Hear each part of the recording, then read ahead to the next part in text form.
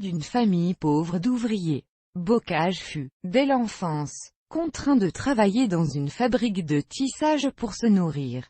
Ayant appris à lire et à écrire sans être allé à l'école, il se mit à lire. Dans sa jeunesse, Shakespeare, ayant fini par se retrouver sur la scène, il fit, pour réaliser son rêve, le voyage à pied de sa ville natale vers la capitale où il entra au Conservatoire de Paris, avant de devoir le quitter en raison de son manque de ressources financières. Beau, talentueux et indiscipliné, il connut des débuts difficiles et dut se produire plusieurs années dans d'obscurs théâtres de province, avant de rejoindre la troupe de la Porte Saint-Martin. À Paris, il fut attaché aux divers théâtres de drame, et se fit une grande popularité comme interprète des principales créations romantiques. Antony, Marion Delorme, La Tour de Nesle, Don Juan de Marana, etc., où il portait une distinction superbe et une énergie passionnée.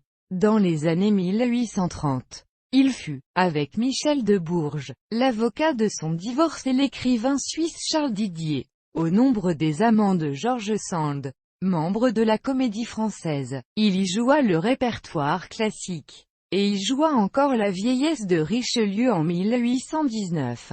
Il appartint aussi du Odéon, dont il devint le directeur en 1845 avant d'en être licencié en 1848 pour activité antigouvernementale. L'ardeur avec laquelle il se mêlait au mouvement littéraire de son temps avait en effet acquis à ce citoyen politiquement actif une influence dont il essaya de faire un moyen d'action politique.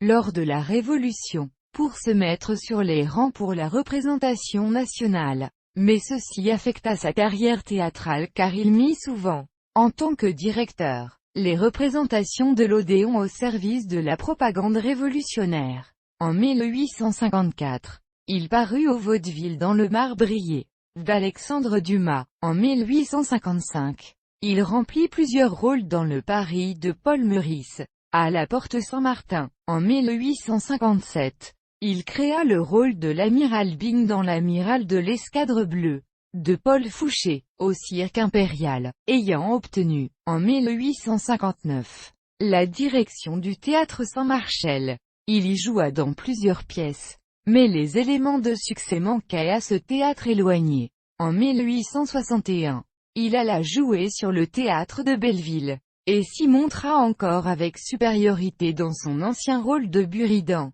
Enfin, peu de temps avant de mourir, il créa à l'ambigu comique le rôle du vieux duc dans Les Beaux Messieurs de Bois Doré, qui, selon l'expression de Théophile Gautier, fit voir à la jeune génération surprise ce qu'était ce Bocage dont nous lui faisions des récits.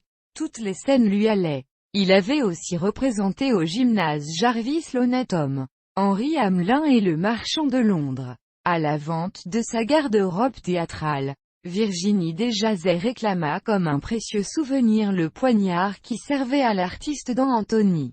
Il était l'oncle de l'écrivain Paul Bocage.